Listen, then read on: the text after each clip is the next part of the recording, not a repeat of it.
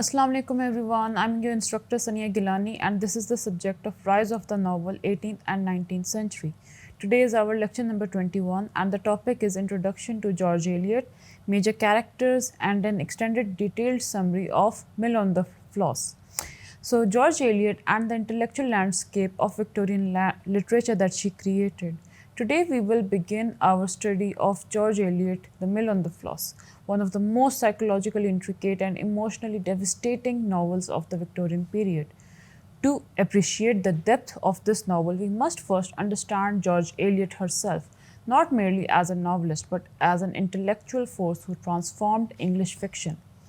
George Eliot was the pen name of Mary Ann Evans, later Marian Evans, born in 1819 in England. She adopted a male pseudonym partly to ensure that her serious fiction would be judged without prejudice in a literary culture that often trivialized women's writings. Eliot was not simply a novelist, she was a scholar, translator, journalist, and philosopher deeply engaged with religion, ethics, and social thought. She translated German theology, edited the Westminster Review, and moved in intellectual circles that included major thinkers such as George Stuart Mill, who we discussed about previously. Her unconventional personal life, especially her relationship with George Henry Lewes, also shaped her understanding of social judgment and moral complexity. Many critics note autobiographical parallels between Eliot's strained relationships with her own brother and Maggie's painful bond with Tom. Published in 1860, The Mill on the Floss is often considered Eliot's most autobiographical novel. It is the closest to her own childhood. Set in the English Midlands between approximately 1829 and 1839, it sympathetically portrays Maggie Tulliver and her struggles to reconcile her emotional, intellectual, and moral desire with the rigid provincial world of St. Ogg's. Britannica describes it as the story of Maggie's vain efforts to adapt to her world, emphasizing the tragedy of a woman too complex for a society around her. This novel is not only a family saga, it is a profound meditation on gender, memory, class, education, and moral responsibility. What was George Eliot's literary style and vision? Before discussing the novel itself, it is important to understand Eliot's narrative method, what makes her stand out, and what's so unique about her. Unlike Charles Dickens, who we studied previously, and whose works often depend on exaggeration and social satire, George Eliot's realism is psychological and ethical. She is concerned not simply with what characters do, but why they do it. Her fiction examines the moral consequences of ordinary choices, the shaping power of childhood, and how sympathy is an ethical force. Her novels also deal with the influence of social structures on individual freedom. She is also known as the earliest psychological fiction writers. One of Eliot's greatest strengths is her belief that human beings are shaped by both inner passions and inherited social world. The Mill on the Floss particularly emphasizes the claim of the past upon present identity, meaning that childhood and family history continue to determine our adult life. Next, we will study about the setting and the symbolism of the river Floss and the mill in the story in Mill on the Floss. The novel opens with one of the most evocative scenes in Victorian literature. Mill beside the river Floss. These are not merely settings, they are symbols. The Dorlcote Mill represents family identity, economic security, and childhood innocence, along with traditions. It is a symbol of the family name. The river Floss in Mill on the Floss is a representation of time, emotional current, change, faith, and destruction as well as renewal that comes from it. From the opening, George Eliot narrates and tells the story by framing the story through memory, suggesting that Maggie's life is inseparable from the emotional landscape of her childhood. Before I tell you the summary, I will tell you the major characters of the story so you can understand the overall summary better. The first major character and the protagonist is Maggie Tulliver. She is one of Victorian literature's most compelling heroines. She is passionate, intellectually gifted, emotionally intense, rebellious, and deeply loving. Her struggle is central because she desires love, knowledge, self expression, moral goodness, yet society expects conformity from her. Maggie's unconventional appearance, having dark hair, dark eyes, and restless energy, contrasts the Victorian ideals of feminine delicacy. She is often pushed not for evil but for excess feelings. Next main character is Maggie's brother, Tom Tulliver. Tom is the moral counterpart and emotional authority of the story. He represents duty, discipline, family pride, and patriarchal order.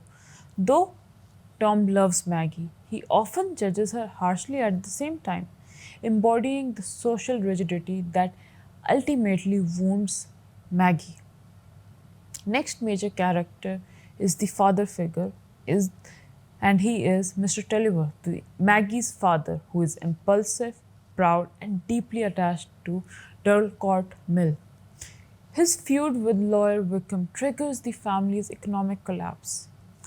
Talking about lawyer Wickham, Philip Wickham, he is a sensitive, intellectual, and physically disabled. Philip Wickham is the son of lawyer Wickham. He offers Maggie emotional understanding and shared intellectual life. Next major character is Stephen Guest. Stephen represents sensual attraction, romantic temptation, and emotional danger. Now, for the extended and detailed summary of the story. The book is divided into different parts. Part 1 is the childhood at the mill. The novel begins with Maggie's childhood and her intense bond with her brother, Tom. Maggie idealizes Tom, craves his approval almost desperately. More than the father and the mother, she looks up to Tom. Tom's affection becomes her emotional compass, yet, even as children, Maggie's imagination exceeds social boundaries. She is frequently criticized by her mother for untidiness, her aunt for her unconventionality, by society for failing feminine norms. One unforgettable act occurs when Maggie cuts off her hair in frustration after being mocked. This symbolizes her rebellion against superficial femininity. She stands as a direct authority figure, as a direct rebellion against societal expectations of femininity.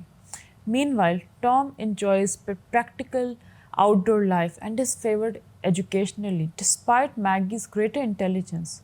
Already, George Eliot establishes one of the novel's central injustices: gendered inequality, especially when it comes to education. Book 2 deals with primarily the education and early divisions of the children. Tom is sent to Mr. Stelling's school because his father wants him to gain advancements. Maggie visits Tom and meets Philip Wickham over there. Maggie cannot actually go to school because her father never allowed it. Philip Wickham is the son of Maggie's father's enemy. This is significant because Philip immediately recognizes Maggie's intellect in ways Tom rarely does.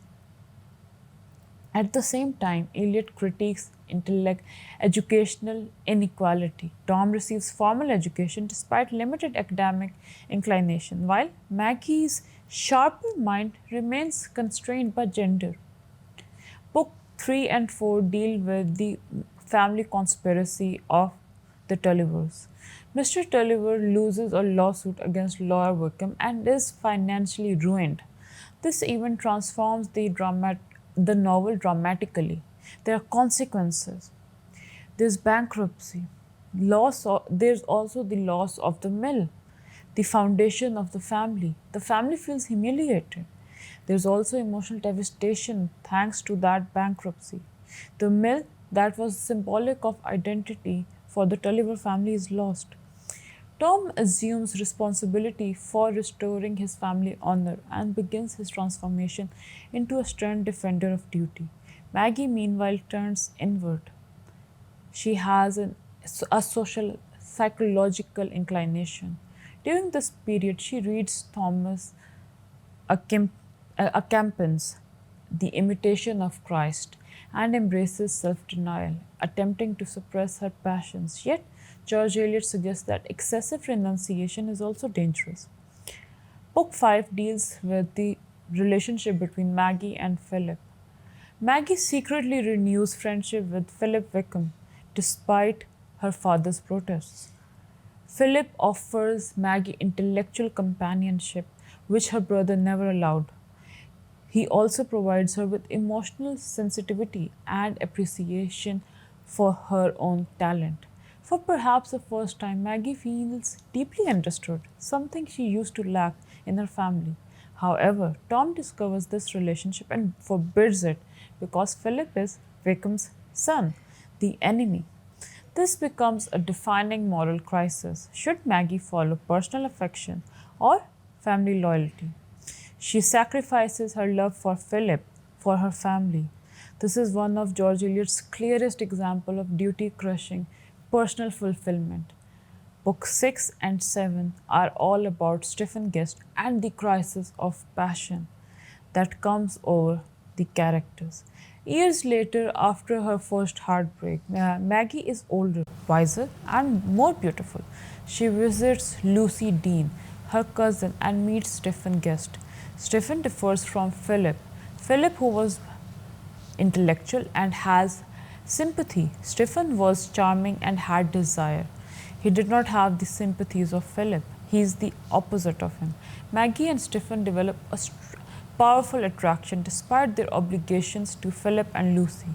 The famous boat episode becomes symbolic. As Stephen rows Maggie beyond their intended destination, the river itself becomes an emblem of emotional surrender. Yet, Maggie ultimately refuses elopement with Stephen. This is crucial. Though she experiences passion, she chooses moral responsibility for the sake of her family. Yet, society condemns her regardless. St. Aug, the town she lives in, judges appearances, not truth. The story ends with the flood and reconciliation. After scandal of elopement, Maggie becomes socially ostracized. Tom rejects her completely. Then comes the catastrophic flood. In the novel's final dramatic movement, Maggie rows through dangerous waters to save Tom. Though this act is profoundly symbolic, it symbolizes her reunion with her duty and her own passion. Her love for Tom is also prevalent in this case because her love for Tom remains powerful despite all the pain. Brother and sisters nonetheless die in the end. So their death is symbolic. Their death fulfills the biblical inscription. In death, they were divided. They were on birth they were divided, in death they were not divided. So the brother and sister who never got the chance to come up with their differences died together. In conclusion, The Mill on the Floss is a tragedy of a brilliant woman, constrained by family, gender, and society. Maggie Tulliver's life reveals how Victorians struggled, often denied women the freedom to reconcile intellect, love, and morality. George Eliot's genius lies in transforming Maggie's personal suffering into a universal tragedy, the tragedy of a soul too expensive for a narrow world that seeks to contain it. In Maggie Tulliver, Eliot created not just a revolutionary character, but a character who was psychologically unique and individualistic despite being full of flaws. That is all for today's class, in which we discussed the major characters of Mill on the Floss, the summary, and a little bit about George Eliot. In the next lecture, we will be elaborating on this particular novel. Till then, Allah Hafiz. See you guys soon.